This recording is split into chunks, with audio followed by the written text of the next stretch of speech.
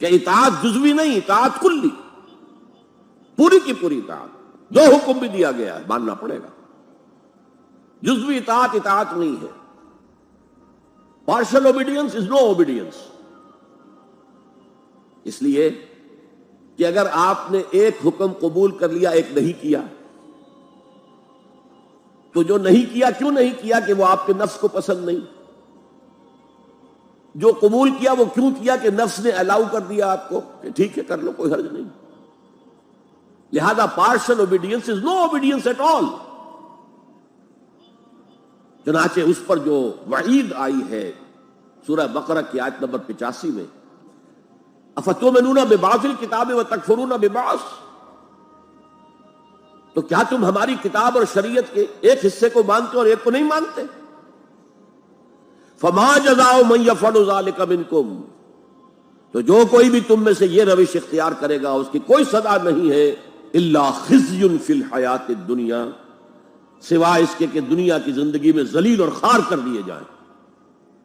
وہ یوم القیامت یردون الی اشد العذاب، اور قیامت کے دن شدید ترین عذاب میں جھونک دیے جائیں۔ واللہ بغافل عما تعملون، اور جو کچھ تم کر رہے ہو اللہ اس سے غافل نہیں ہے۔ تم اپنی ظاہری ٹیپ ٹاپ سے، اپنے داڑھیوں کے طول سے اللہ کو دھوکہ نہیں دے سکتے، اپنے عمروں اور حجوں کی تعداد سے اللہ کو دھوکہ نہیں دے سکتے۔ He sees you through and through، تمہارے باطن کو دیکھتا ہے، تمہارے دل کو دیکھتا ہے۔ اسے معلوم ہے کہ تم نے حج تو کیا، حرام کی کمائی سے کیا۔ یہ بڑی شدید وعید والی آیت ہے قرآن مجید میں، کہ جس کا نقشہ ہماری نگاہوں کے سامنے آج دنیا میں مسلمانوں کی کیا وقت ہے، کیا حیثیت ہے۔ فما جزاء من یفعل ذلک منکم الا خزی فی الحیات الدنیا ویوم القیامت۔ اب یہ قیامت کے دن کی بات جو اللہ فرما رہے ہیں، دعا ہی کی جا سکتی ہے کہ اللہ تعالیٰ اس سے بچا لے، کرم فرمائے، اپنی شان غفاری اور شان رحیمی سے ہمیں اس روز کی ذلت سے اور شدید ترین عذاب میں جھونک دیے جانے کی جو یہاں پر خبر سنائی جا رہی ہے، وعید سنائی جا رہی ہے، اللہ تعالیٰ اسے بچا لے۔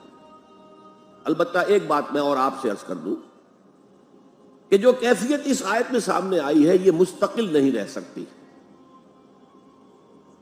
اگر کوئی شخص واقعتاً، چاہے آغاز میں اس کا دل پازیٹیولی ایمان سے خالی تھا، لیکن ساتھ ہی نیگیٹو نفاق سے بھی خالی تھا، کہہ سکتے ہیں زیرو لیول ہے، پلس ویلیوز اور مائنس ویلیوز کے درمیان زیرو آئے گا، تو باطن کے اعتبار سے چاہے وہ زیرو لیول پر تھا، لیکن اگر وہ اطاعت کرتا رہا، نماز پڑھتا رہا، روزہ رکھتا رہا، زکوٰۃ دیتا رہا، حرام چیزوں سے بچتا رہا، فرائض ادا کرتا رہا، تو اس سے لازماً ایمان پیدا ہو جائے گا اس کے دلوں میں۔ اس لیے کہ یہ دو طرفہ پروسیس ہے، بائی لیٹرل۔ ایمان سے عمل پیدا ہوتا، عمل سے ایمان پیدا ہوتا۔ عمل انسان جب کرتا ہے، اللہ کی راہ میں قربانیاں دیتا ہے، زادتہم ایمانا، ان کے ایمان میں اضافہ ہو گیا کہ ایمان دل میں آ گیا تو ایک کشاکش اندر شروع ہو جائے۔